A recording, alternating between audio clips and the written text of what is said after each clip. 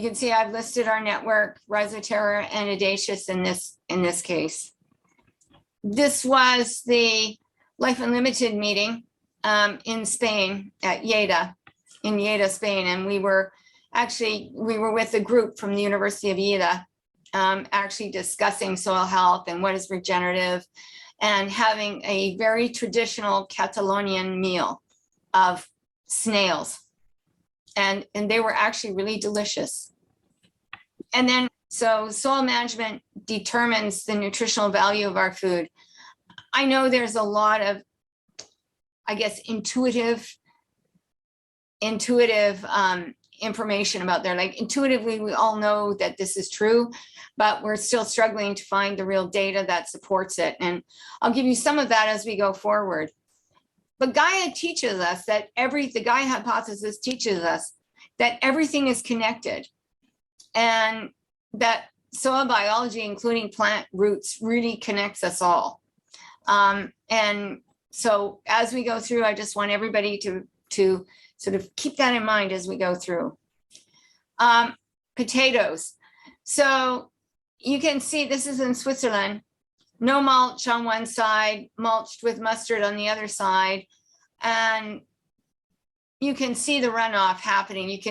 There's no runoff on the other side because the mulch is actually holding the soil. You can see this is a really wet day.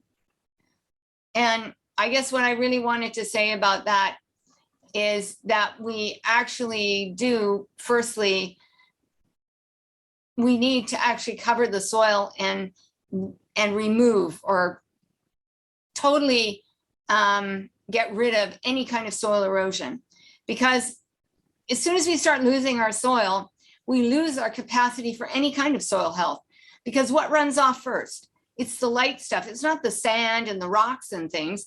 It's the topsoil that runs off. It's the organic matter that runs off. It's the organic matter that dissolves and runs off. And so we lose our entire capacity for having soil health as soon as we have any kind of runoff, any kind of soil erosion of any kind.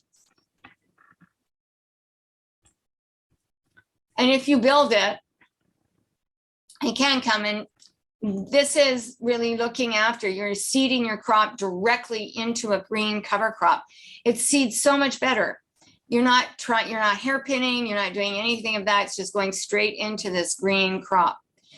You look at the top one, we're preparing for soil, for sugar beets, and you're leveling the ground. Well, imagine what's going on there.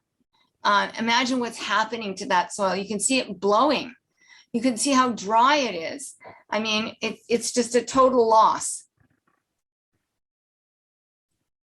So the characteristic that really defines soil health or healthy soil is soil structure. And it's one of the easiest things to measure. And you can, like I show here, you can use, drink bottles of any kind. You just cut them in half and turn them upside down and then put your soil in and pour some water through. It's the fastest way to a rainfall simulator. And your soil should look, the one where you can see the soil at the bottom, you can see that you've got really colored water, and you've got a lot of ponding. So we have a lot of compaction in that soil that you're looking at on the left. And then on the right, you can see the water has come through, it's clean, it's motoring. I mean, that demonstrates soil structure. So infiltration can also be a measure of soil structure. And what we're looking at here is, you can see that if we have good soil structure, we have better rooting. We have created a better habitat. And as soon as we have the roots can penetrate the soil more, that means that they can get more energy, they can get more nutrients, they can actually explore the soil more, so that they can tap into these other nutrients. And the more they explore the soil and the more they find more nutrients, the more lateral roots they'll make, because lateral roots cost energy. And you need to have the photosynthesis in order to support lateral roots. So you can see, once again, how having better rooting gives you better above ground, and better above ground can give you more rooting. And then you can see the soil structure. You want to have that beautiful crumb structure. That's what you're really looking for. So roots, are Roots in soil are mixed with bacteria, fungi, protozoa, microarthropods, earthworms, insects, algae, and we all act to create soil structure. And this leads to, right, better water and air infiltration, so better water and air quality. You get root penetration, which gives you better above ground growth, which leads to better rooting. You get more predator-prey interactions, which means that you start to recycle your nutrients. You have a greater diversity of soil organisms, which microorganisms and fauna. Decomposition starts happening above and below ground, and not just below ground, because below ground is our #1 source of carbon. And we get a lot more plant communication, which means that resources are moving from a source to a sink. So a plant in your row that's struggling perhaps or doesn't have quite enough can actually be shuttled some of the nutrients it needs from the other plants that are within that community. So healthy soil is a habitat, and you can see that it should look like a road map. You should see all these little micro tunnels, all these little spaces around there, so that the things that cannot burrow, like the protozoa and the bacteria and the fungi and the nematodes, and that all your predators can move around really easily. They can kind of zoom through this continuous soil pore network, eating up the bacteria and the fungi, recycling those nutrients into a form that is really easy to take up by the plant. So soil biota are all the organisms that live in the soil, not just like this whole, great number of soil mites. They are the primary producers are your bacteria, your fungi, your algae. Then you have your microfauna, which are mostly predators of some kind, protozoa and nematodes, recycling all the bacteria. The bacteria can grow a whole new generation within 18 to 24 hours. So we need the protozoa and the nematodes to eat them up and recycle the nutrients. And nematodes will also feed on fungi. So that's another good thing, because then they're recycling nutrients that have been tied up for a little bit longer. Detritivores and omnivores. So these are like your microarthropods and your collembola that eat up everything, all the plant material. They eat holes in it. And by eating the holes in it, allows the fungi to penetrate in and mine the nutrients, which then get recycled again by the fungal feeders, which again are the mites and the collembola. And then enchytraeids are like tiny little earthworms. And they are also really known for the organic matter concentration in their feces or in their poop. And, and putting it right in and around the roots, because all this is happening in the rooting zone. This is nostoc algae, which is often seen in grasslands, various paddocks, and crop fields in the spring. It fixes a lot of nitrogen. And then when it dries up, it just kind of powders itself, forms a bit of a crust on the skin, but it's giving you a lot of nitrogen. So don't discount algae. These are actinomycetes. And actinomycetes are an important class of soil organisms. They're kind of a cross between bacteria and fungi. And they produce a whole lot of antibiotic chemicals and a whole lot of volatiles. So when you smell soil and it smells really good, you're smelling the jasmonic acid that the actinomycetes give off. And actinomycetes look fuzzy. That's part of how they grow.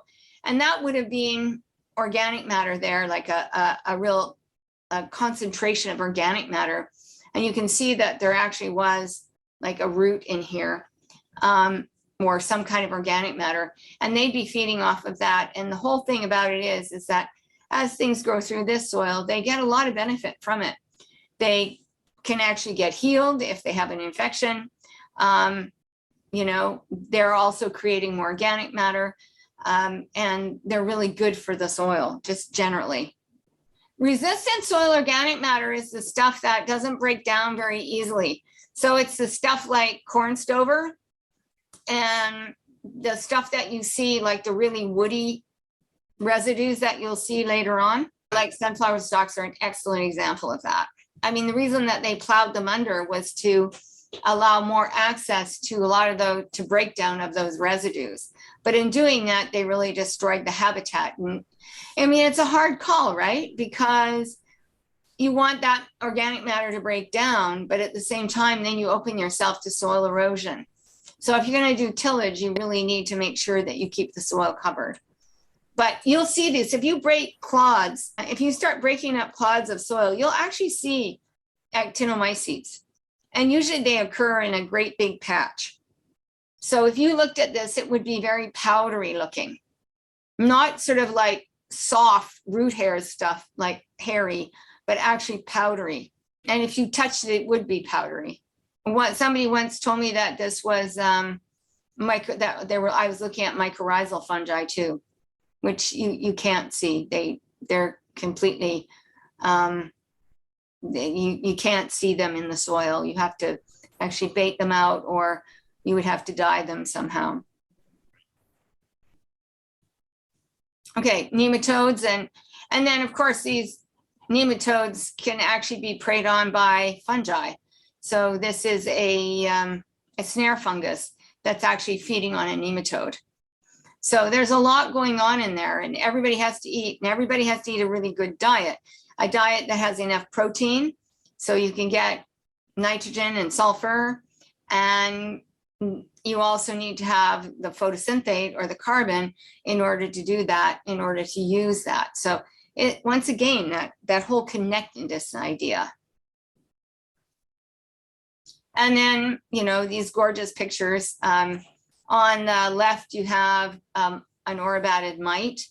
And that orobatid mite is definitely going to chew through everything. You can see through these mouth parts that it's going to be able to chew up other mites. Probably not other mites, but certainly immature mites. It would be chewing mostly on organic matter of some kind, obviously able to chew really big holes in it. This is a collembola, and you can see up in the corner here, it has actually has eye spots. Collembola are actually related to insects. So they're part of the insecta, whereas mites are acari. And so they actually have eyes, and they are more of your detritivores. So they are actually living in that top few centimeters, or the top, half inch of soil. They're the ones that eat out all the interior of the leaves and just leave the lacy, sort of veins in there. And that would be the effect of the collembola. And then the collembola, and both these animals leave beautiful little round poops that create their own aggregates that then the bacteria and the fungi sort of group around in order to mine again the nutrients, which then further creates more soil structure.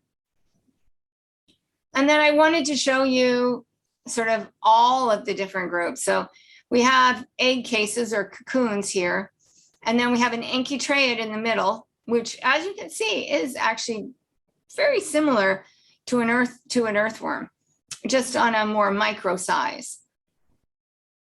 Again, both of these animals, these fauna, would be important for creating soil structure. Enchytraeids will burrow, but they're making microtunnels, so they're part of that continuous soil pore network. And then the cotton strip test, because we discount this, but actually it's a really good way to understand if your soil is really into decomposition of woody residues. Because if it is, you should break down cotton. They have to be 100% cotton. You can see women's, even though they say 100% cotton, are not. So you want to have cotton undies. And the reason for that is because cotton is lignin for the most part. So you'll know if your soil is breaking down really heavy residues and breaking them down reasonably fast by the rate of decomposition of the underwear. And what you can do is actually put more than one pair of underwear in the same field and then just harvest them after, at 2-week intervals to see how well you're doing. So that is one way of doing it. And there's nothing wrong with it. The cotton strip test was a real test that was used for many years. And So this is when I say, really tough residues, part of a corn stover. And you can see that now you've got mushrooms actually growing in it. They're actually mining this, residue, breaking it down, pouring enzymes into it to really break it down. We need them. Without fungi, we don't break trees down in the forest even. And their hyphae create better soil structure. They're like a net, all these fine threads going through the soil and then netting up and really containing the soil so that we have much better soil structure.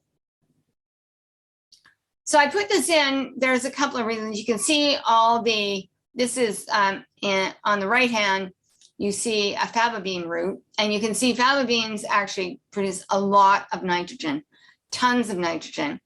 Over here is another faba bean that's been growing interseeded with wheat. But what I wanted to show you here is you can see these bright yellow roots. That's mycorrhizal. Anytime you see bright yellow roots like this, it's an indicator of mycorrhizal fungi. And that is the one way to tell that you have colonized roots. So, rhizosphere, the most biologically active part of your soil. Plants, soils, soil organisms, all together, all talking to one another, all being dependent on each other. You can't have a rhizosphere without a root. You need the carbon, the root exudates from the plants to build up that microbial community, because every different plant has its own microbial community. And the plant also can change the soil structure with its root exudates, which also changes the plant community again. So you can see this is a community unto itself, and everything is about keeping the plant healthy. And I think this is a really, this is a nice photo that really shows you the dreadlocks that I know Christine Jones talks about, and the soil that is attached to the roots. So the rhizosphere is the soil that is attached to the roots. It includes the root, and it includes any soil that's influenced by roots. And that can be quite a ways away, because the mycorrhizal fungi will actually carry root exudates quite a distance. And we know that from some of the studies in the forest. Now that is a different fungi. It's still, though, a mycorrhizal fungi. And the same is true in grasslands. All the plants are networked. They're all moving water. They are all moving carbon. And they're all sharing rhizosphere.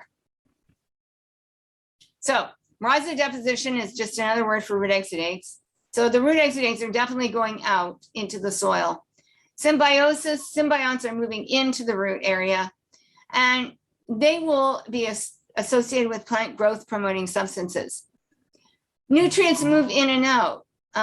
Plants will actually, and we never want this to really happen, but seedlings will actually move nutrients out into the soil if they can't get what they want, to create an ion exchange. So they'll give up some extra nutrients in order to create an ion exchange capacity along the root, so that they can actually take up some of the nutrients that are in the root.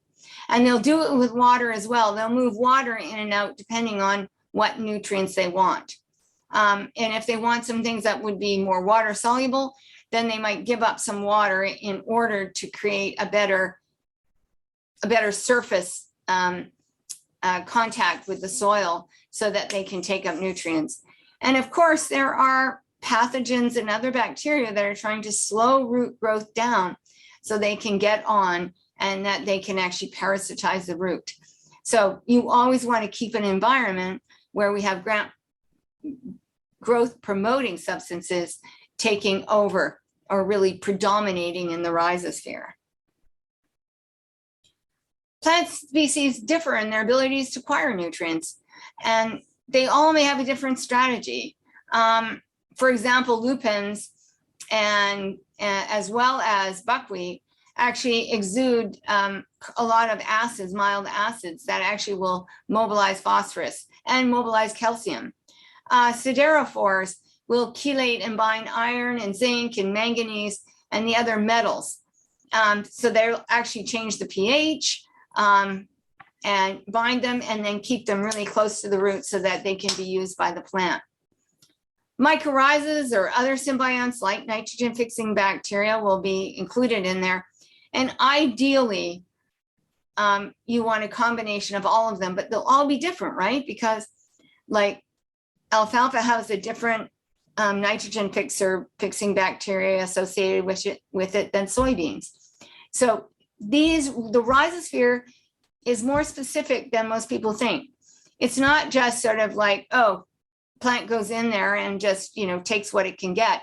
It doesn't. It tries to actually create a rhizosphere. It tries to build a community around it that actually will promote its growth. And that's the whole idea of the rhizosphere, is actually promoting the growth of that plant, making the soil structure better so it can actually explore the soil more easily without using a lot of energy. And you can see the difference here. You don't have a mycorrhizal root. Well, you just don't have an area to sort of bind all these bacteria and give them a real habitat. Now, there are some other things involved here too. Some plants don't form mycorrhizal associations like canola and mustards, but they really stimulate soil animals. So they stimulate a lot of predation. They stimulate a lot of activity by the soil fauna. So the root is sending out signals to them to actually get them to recycle in and around the root. And so they are creating another microbial, very active community around the root and providing a lot of nutrition to the root as well. It's just a different way of doing things. Mycorrhizal fungi really are the most efficient and the original carbon trader for sure. I mean, you can see there the network, the beautiful hyphal network in here. And these beautiful big spores attached to it. And you've got some other things like just sort of growing off of it. And you can see all the sand, people that have sandy soils, like, well, I can't get any structure. Look at how well bound the mycorrhiza are trying to bind up the sand to try and give that soil structure. We can bind soils. There's two ways that we can bind sandy soils. Phacelia is great at binding sandy soils. It's just the plant itself has very fine fibrous roots that really hold soil together. And those roots are mycorrhizal. And you can see the mycorrhizal fungi actually living in the root here. It's beautiful. And they're actually one with the membrane of the plant cell. And they're actively exchanging photosynthate for minerals, water, mostly minerals and water. There will be some nitrogen involved and some amino nitrogen involved as well. And mycorrhizas are going to confer drought resistance, disease resistance. They're going to do everything they can to keep their host healthy. They're going to do everything they can because they rely on the host. Without the host, they have to just sit there and wait for something to come along. So they're really going to work on saving that host. And part of what they do too is by changing the photosynthetic rate of that plant is that they put more exudates into the rhizosphere to create a more protective, biologically protective, plant growth promoting back rhizosphere. So once again, you can see how everything is connected and making the soil, giving the soil better structure. Mycorrhizal roots will actually mine old detritus or old rootstocks. And this is an alfalfa rootstock. And you can see those beautiful yellow roots in and around, like right pressed against that. They're actually mining the nutrients out of that.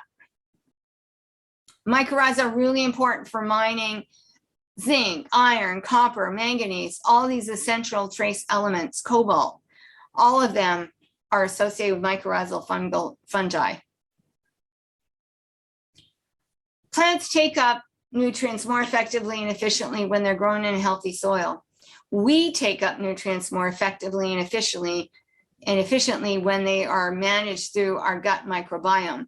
And we can think of the soil as this big gut microbiome, just huge digester, fermenter, because that's really what it's doing. It's just breaking everything down biologically, At least that's how it should be. We shouldn't be supplementing iron and chemicals and all sorts of other things for the natural soil properties. Cover crops and the previous crop. So this is a lesson, and the previous crop really does tell you a lot about what's going to happen in the subsequent crop and what's going to be available to your plant. So buckwheat, for example, is really good at getting out phosphorus and calcium and magnesium. And so we always see a boost in the magnesium, phosphorus, and the calcium after buckwheat. And they've known that for years in the East. I mean, when I was in Indiana, you know, all the older farmers, they always planted it every 4 or 5 years. They would plant a crop of buckwheat in order to feed their corn. So a lot of you have seen this before. This is an old experiment, but it gives, it demonstrates the point that what I grew before in my cover crop, or what I'm growing in my as my companion crop, really does influence what I'm going to have in my cash crop. And you can see here, faba beans, peas, and oats. Highest mineral density except for iron. And then the one above, lentils and phacelia, really good at pumping iron into your plant. So one of the things is, when we talk about planting with purpose, it's about actually using some of the properties that we understand about these plants, using them to our advantage.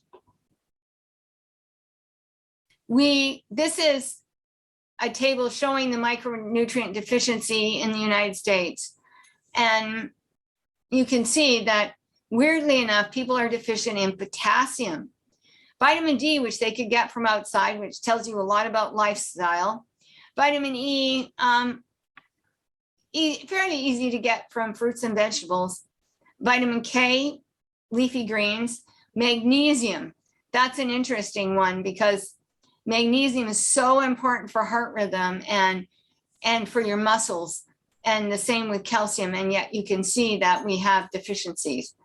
One of the few things we don't have any deficiency is in sodium. I think that tells a story about how a lot of people eat. So let's talk about that cropping sequence too, and how we manage. So in this example here, we have organic, and then we have the low input. You can see that the low input was really low by comparison on almost all of the nutrients, and that the grain that was grown in this low input was really poor. And in this case, this is just wheat fallow. So this is why fallow is just useless. And this was wheat sweet clover, a very simple rotation that anybody could do. So wheat underseeded with sweet clover, and then sweet clover the next year as green manure or brown manure, however you wanted it. The other thing about the sweet clover is it also has an allelopathic effect on weeds. And so you actually, if you leave the crop on the ground, you actually have a natural herbicide. But you can see the wheat that we grew in there just wasn't nearly as good. And in this case, organic wheat grown in this way was way better. But then if we get into this one where we actually had integrated livestock grazing here, you can see that the differences between the two systems just disappeared. They were very, very similar. And then of course the measure, the reference was wheat, continuous wheat with full inputs. So you can see we can create nutrient density in our grains by putting a lot in, but let's think about the cost of production in that case. The cost of production here was very low. The cost here, not so low. Varieties with lots of fast growing roots. This was a variety trial. I like doing small variety trials because I'm always looking for, well, how fast do roots grow? What is the rooting like? What is the rooting and the yield and the nutrient density of these various different crops? Because I hear a lot about people saying, well, heirlooms are so much better. Are they? Are they better? They're lower yielding. And maybe we don't have the dilution effect. Okay. But we haven't really studied the roots. And sometimes the old varieties don't have as good a root structure as some of the newer varieties, but it's a real crapshoot. You just never know. When you get good yield, you just never know what the root structure is like. You don't know how efficient the plant is at taking up nutrients. You don't know any of that because nobody's evaluated it. But they are starting to do that now. So this was an organic wheat variety trial, which I resurrected recently, and we're going to start dissecting it in the Audacious lab. But you can see that some of these are new varieties, and they're very good at taking up calcium compared with some of the older varieties like Turkey Red. So, it's not always that simple. Not at all. Sometimes Turkey Red, you can see, is really quite good at taking up zinc. Not quite as good as Warrior. Warrior was one of the ones that really came out as being really good at taking up a lot of nutrients very well and yielding quite well. This is from Michael Grusik's work, and Michael Grusik is now the director at the USDA ARS station associated with North Dakota State University. And you can see that we need to start looking at this kind of thing and evaluating our pulses. What variety should we be growing? Maybe we should be growing a mixture, not one variety, but a mixture of varieties that when we blend them all together, give us the most nutrient-dense foods. Okay, this is Barber wheat grown in 4 different states. And you can see the nutrient density varied, not a whole lot, but it did vary depending on where it was grown. We don't know a lot about if they all grew them in exactly the same way, but we do know it was grown organically.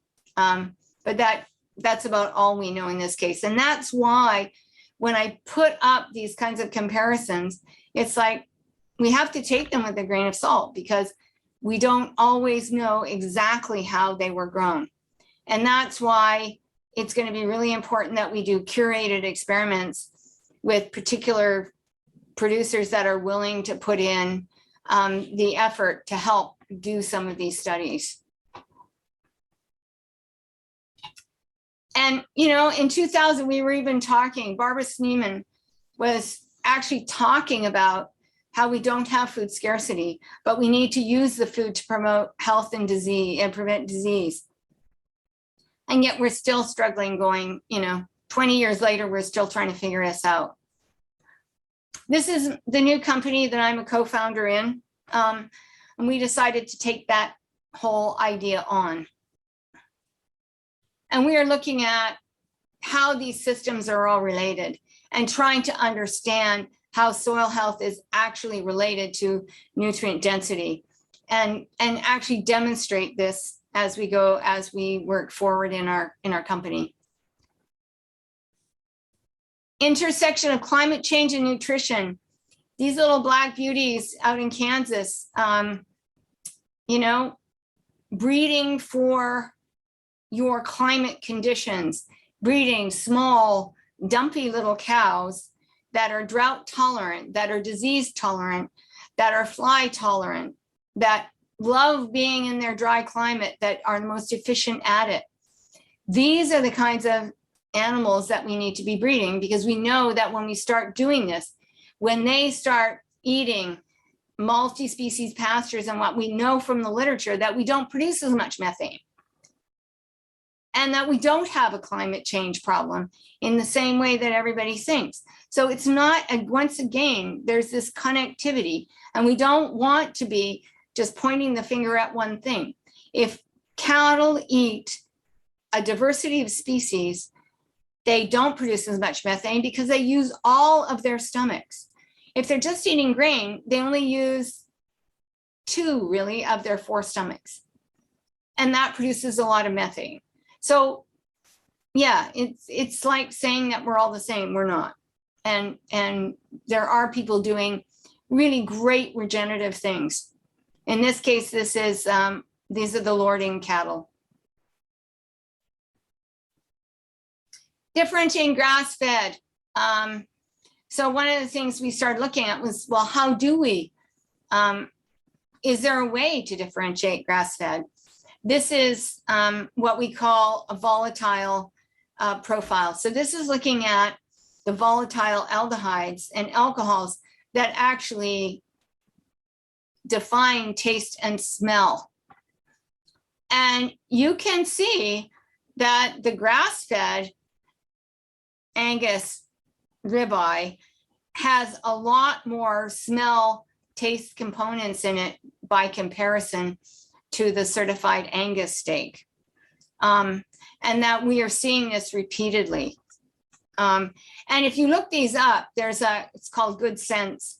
You can actually understand what they're all about. Like, so for example, I give you an example with heptanol, that it has a strong fruity odor, sweet, ethereal tasting compound, and it's used to flavor food. What I found out in doing this analysis is that non-enal, octanol, all of these compounds are available for you to flavor foods that are flavorless. That's kind of a sad comment on where we are, actually. So the benefits of integrating livestock grazing are just enormous. Cleaning up weeds, recycling, having another enterprise as part of your operation. Food security. This is what it's all about. It's about food security. And for right now, we focused clearly on abundance at the expense of quality, thinking that, well, we don't want to run out and we need to have all this stockpiled. Well, we could have the biggest stockpile, but if it's all rubbish, we'd have to eat more of it. So we need to think about this a little bit more. And one of the things we want to think about as we think about food security is about this intersection of abundance and quality. And how do we maintain yields or have enough yield and have more quality food? Because it does mean that, well, we're going to eat less. It's going to be better for us. It's going to be loaded with antioxidants that are going to change how hungry we are, going to change our fat dynamics, our lipid profiles. And these are all really, really important things for us to consider. When we look at enriched and refined wheat flour, look at all the things it's missing. We need to be thinking more and promoting more of this whole nutrients, whole food, eating of whole foods, because they contain things. And it's not just like, okay, let's focus on calcium or let's focus on iron or potassium. What we're not always understanding is that when you eat one nutrient, there's cascading effects with all these other things in your body, because once again, we're all connected.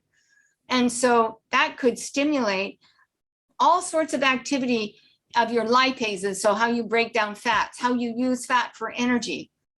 And oftentimes when you look at these things and you look at the RDAs, what you need in your diet, they're based on calories. But you don't just eat energy. In fact, we don't eat energy. We eat food that we then convert to energy. And we can't convert anything to energy unless we have enough vitamins and minerals. So I think we need to, sort of swap models, and maybe, like any of you who've gone to no-till, you sort of, or organics, you took your brain out and you turned it inside out and upside down and put it back. And so you would see things differently. So you start looking at the system in a different way. And I think we need to look at our food in a different way too. Because I know I hear a lot from some of the young people that I speak to that, well, we'll run out, we're going to run out, we're going to run out. We're not going to run out. But the question is we are going to run out of food that's good for us. We're just going to have food that gives us a lot of calories. And that doesn't help us build bodies. It doesn't help us reproduce. It doesn't help us be disease-free. It doesn't help us learn properly. So food security is growing, for me, is growing plants in healthy soil and regenerating the nutritional output of soil, of agriculture, and realizing that nutritional output has never been a priority for agriculture. How weird is that? We have put agriculture has been equated with abundance and not quality. And somehow we need to find a balance in there so that when food is equal to wellness at some point. And I don't think that growing quality means growing less food. I think that there's a balance there where we can still have perfectly adequate yields and be growing nutrient dense food. But one of the things is that we need to be using all the nutrients in our soil. Like we need to be using them efficiently and effectively. Like that little dumpy black cow who's so efficient at food conversion in a drought condition. Our plants need to be efficient at food conversion. We need to stop leaking stuff. We need to keep everything there. And it's sort of like taking Jimmy Emmons' statement, you know, how much rain did you get? I got it all. You want to get it all. You want to use it all. You want to use it efficiently. And you want to have not just healthy bread, but we want to have healthy pasta, healthy everything. This is from the kitchen at Blue Hill. So this is the appetizer, one of their appetizers. That is a soil profile, a clay profile. So it's served on a clay profile. And that is your appetizer, veggies, just really good veggies with really good wine and really good kombucha. It's about teaching the next generation. It's about really demonstrating how we go forward and talking about abundance and talking about what good food is and how much food do we really need? How do we do these things? And in the end, it's, we are all in this together. So I hope that everybody will join and you'll encourage people to join our global food and farm community so that we can build this regenerative movement in a more rapid way. This is the ranch house in Kansas on a very beautiful dry night. And so with that, I thank everybody that listened to the presentation today. Thanks for joining. Bye for now.